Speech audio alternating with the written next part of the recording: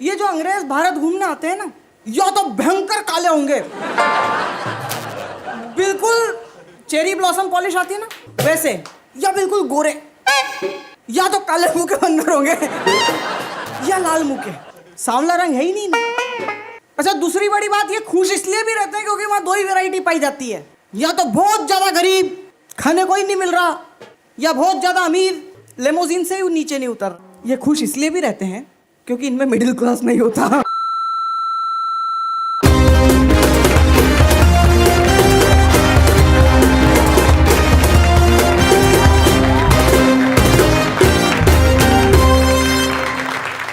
Thank you, बहुत बहुत धन्यवाद आपका। आपने मेरे आने पे ताली बजाई, आपने मुझे बुलाया, भगवान आपको बुलाए। स्थितियां परिस्थितियां विकट हो जाती है मित्रों। पिछले दिनों सत्य किस्सा, एक दुकान पर लिखा हुआ था, शुद्ध हिंदी में बात करने पर सामान पर 20% की छूट मिलेगी। मेरे अंदर का कवि जागा। फाल्गुनी, आप हंस रही हो, अभी जोक पूरा हुआ ही नहीं। आपको पता है हम लोग कौन हैं? हम लोग वो हैं जिन्होंने 6 साल ये लगा दिए जानने में कि फाल्गुनी पाठक लड़की है। बड़े बोले लोग हैं। तो ताई, लिखा हुआ था 20% छूट शुद्ध हिंदी में बोलने पे। वहां कहाँ देख रहे हो? यहाँ नहीं लिखा हुआ था, वहां लिखा हुआ था। भाई यहाँ देख रहा है। मैं भी चालू हुआ, मैंने कहा चलचित्र पट्टिका पे लंब दंड गोल्ड पिंड ढल पकड़ प्रतियोगिता का दर्शन समाप्त करें और कृपया अस्त व्यस्त व्यवस्थापिका वस्त्र लघु घंटी का प्रदान करें।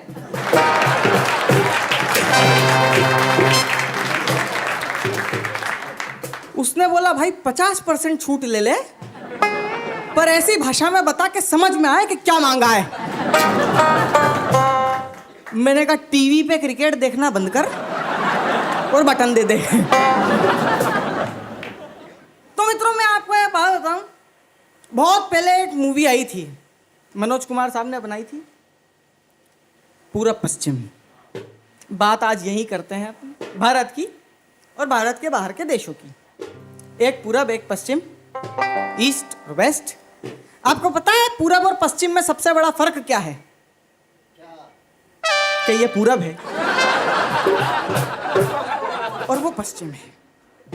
आप देखो, ये जो अंग्रेज भारत घूमने आते हैं ना, या तो भयंकर काले होंगे, बिल्कुल चेरी ब्लॉसम पॉलिश आती है ना वैसे, या बिल्कुल गोरे, या तो काले मुंह के बंदर होंगे या लाल मुंह के, सांवला रंग है ही नहीं ना। अच्छा, दूसरी बड़ी बात, ये खुश इसलिए भी रहते हैं क्योंकि वहां दो ही वैरायटी पाई जाती है, या तो बहुत ज्यादा गरीब, खाने को ही नहीं मिल रहा, या बहुत ज्यादा अमीर, लेमोजीन से ही नीचे नहीं उतर रहे। ये खुश इसलिए भी रहते हैं क्योंकि इनमें मिडिल क्लास नहीं होता।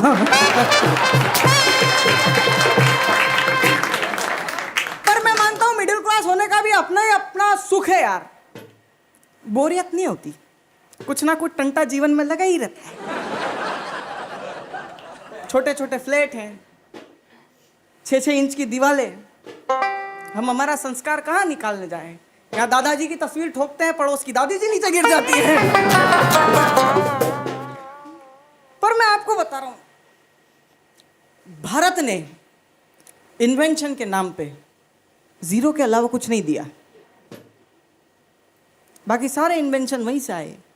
कार वहां बनी, टीवी उन्होंने बनाया, पंखा उन्होंने बनाया, फ्रिज उन्होंने बनाया। भारतीय सिर्फ एक चीज बनाते हैं, चूतिया। इसके अलावा कुछ भी नहीं आता उनको।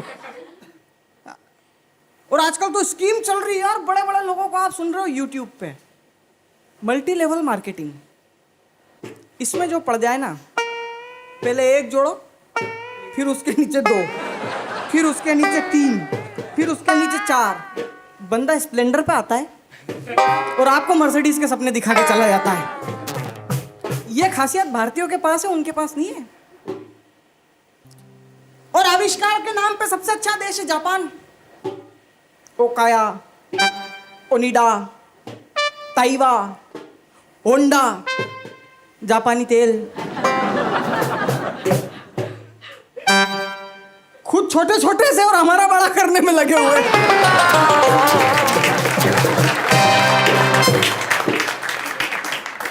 पार्थ भाई मैंने तो हाथ जोड़ लिया।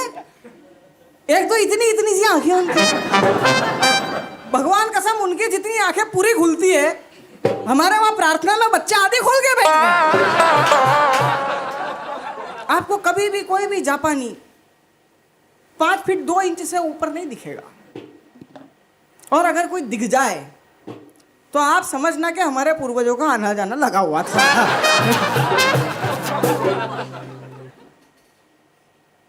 अलग अलग प्रकार के। अच्छा, दूसरी बात ये पता है खुश क्यों होते हैं विदेशी लोग? क्योंकि उनको शादी का टेंशन नहीं होता, बिल्कुल नहीं होता। 2 बच्चों की शादी करता है आदमी, फिर सोचता है मैं भी कोई ढंग ढंग की ढूंढ के कर ही लूं। उनको टेंशन ही नहीं होता। हाँ, वो हम भारत में पहली शादी की 25वीं सालगिरह मनाते हैं। वो 25वीं शादी की पहली सालगिरह मनाते हैं। और सबसे बड़ी बात, उनके बच्चे इतने एडवांस होते हैं, पैदा होते ही डायरेक्ट अंग्रेजी में बात करते हैं। क्योंकि उनके वहां बच्चे प्लान किए जाते हैं, हमारे वहां हो जाते हैं। अभी आप देखना, ये 2020 और 2021 की जो बैच निकलेगी ना, वो लॉकडाउन के दुष्परिणाम है।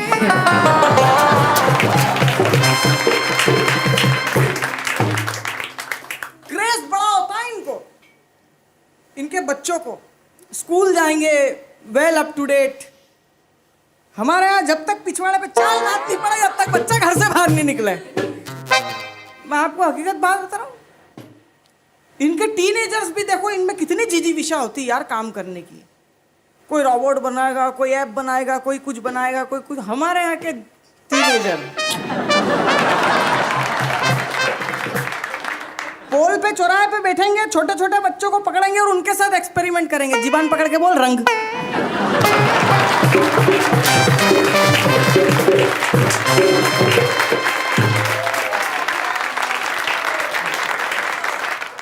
फिर तुम बोलो मेडल नहीं ला रहे। अच्छा, अगर कोई बच्चा एक्स्ट्राऑर्डिनरी है और उसने जीबान पकड़ के रंग बोल भी दिया, तो इसका अपग्रेडेड वर्जन वो निकालता है। बोले अब गाना गा। बोले कौन सा? मुझे रंग दे, मुझे रंग दे, मुझे रंग दे। और ये भी जीबान पकड़ के ही गा। मैं आपको बता रहा हूं, लेकिन हम बहुत भोले लोग हैं।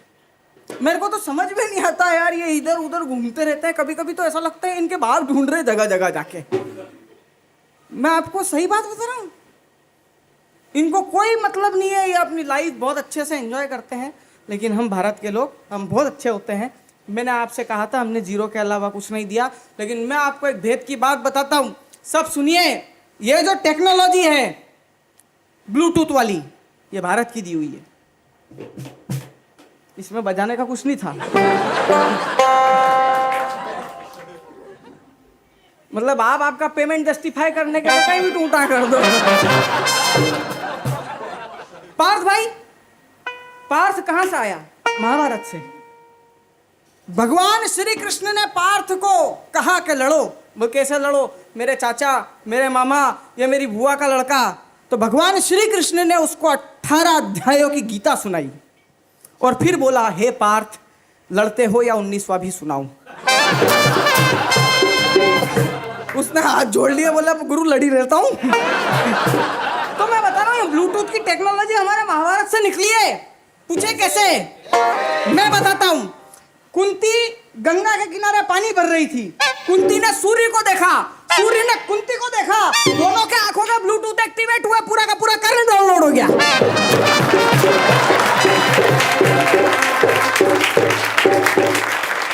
अपन तो फाइल, वीडियो और पिक्चर ही भेज रहे थे, वहां पूरा का पूरा जन्म डाउनलोड हो गया था यार।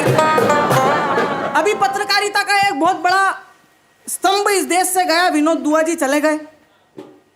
लेकिन पत्रकारिता भी भारत से निकली है। दुनिया के पहले पत्रकार कौन थे मालूम आपको? नारद मुनि। ये उनके ही भक्त हैं। और कैसे, मैं बताता हूं सर कैसे। उनकी चुटिया में पूरा ब्रह्मांड का सिग्नल आते थे। वो कभी ब्रह्मलोक से इंद्रलोक में, कभी इंद्रलोक से विष्णुलोक में, कभी विष्णुलोक से कंस की नगरी मथुरा में देवकी की 8वीं संतान तुम्हारा वध करेगी कंसराज। उधर बेचारा कंस टेंशन में। कितना फास्ट चैनल था, यहाँ घटना घटने के बाद खबर बताई जाती है, उधर पहले ही बता देते थे। हमारा चैनल इतना फास्ट था, तो मैं आपको बता रहा हूँ। लेकिन बच्चे वहीं के अच्छे होते हैं, एक्सप्लोर नहीं कर पाते ना। वो लट्टू नहीं चला पाते हैं, कुत्ते कुत्तों को नहीं देख पाते सड़क पे। तो उनको फिर जानवर दिखाने के लिए जू ले जाते हैं। वो अंग्रेजों के बच्चे मैंने देखा, जू में बंदर देख के पागल हो जाते हैं। Wow, sweet little monkey, dear little monkey, how cute is. हमारे यहाँ सरकारी स्कूल के बच्चों को आप चिड़ियाघर ले जाओ, वो बंदर देखते ही अपने दोस्त को नहीं मारे, जगदीश तेरा बाप जैसा।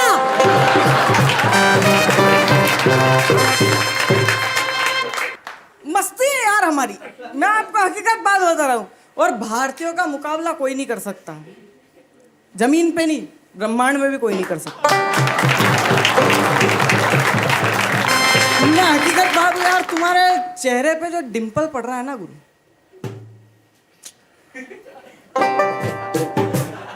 कॉमेडी में मन ही नहीं लग रहा मेरा। अच्छा, दोनों गालों पे पड़ रहा, प्रीति जिंटा के तो एक ही गाल पे पड़ता है। चलिए मैं आपको एक बात बता रहा हूँ। वो 3 इंजीनियर मर के नर्क में गए, एक अमेरिका का, एक पाकिस्तान का, और एक ने भारत का घनश्याम। हाँ, गए तो दरवाजा तोड़ दिया। उधर चित्रगुप्त महाराज का दिमाग खराब। चित्रगुप्त महाराज समझते हो ना, यमराज के साथ में, तुम बहुत जल्दी मिलोगे उनसे। बोले हमारा दरवाजा तोड़ दिया तुमने, तो बोले हम 3 बड़े देश के 3 बड़े इंजीनियर हम सुधार के देंगे। एस्टीमेट बनाया। पहला अमेरिका का था, बोले सर 6,000 रुपये में सही कर दूंगा। बोले कैसे? बोले 2,000 की लेबर, 2,000 का मटेरियल, 2,000 मेरे। पाकिस्तानी खड़ा था, बोले साहब 12,000। बोले कैसे? 4 की लेबर, 4 का मटेरियल, 4 मेरे। अपना घनश्याम खड़ा था, बोले आप कितने लोगे? बोले 32,000। चित्रगुप्त महाराज सिर खुचाने लगे, 32,000 कैसे? गुरु, भारतीय आदमी का दिमाग पकड़ना। बोले 32,000 कैसे? बोले देखो पहले 10 तो आपके, दूसरे 10 मेरे, कितने हुए? 20, बचे कितने? 12। पाकिस्तानी को ठेका दे देंगे, अपने आप काम करेगा, अपन काय के लिए टेंशन वाला।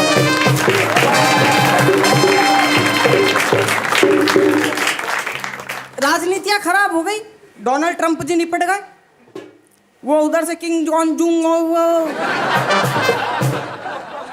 फोकट के टेंशन देता है। नहीं, मैं आपको हकीकत बात बता रहा हूँ, भारत से अच्छी राजनीति कहीं की भी नहीं है। मेरे एक मित्र हैं, 5 बार से एमएलए थे, मतलब 25 साल हो गए उनके एमएलए के करियर को।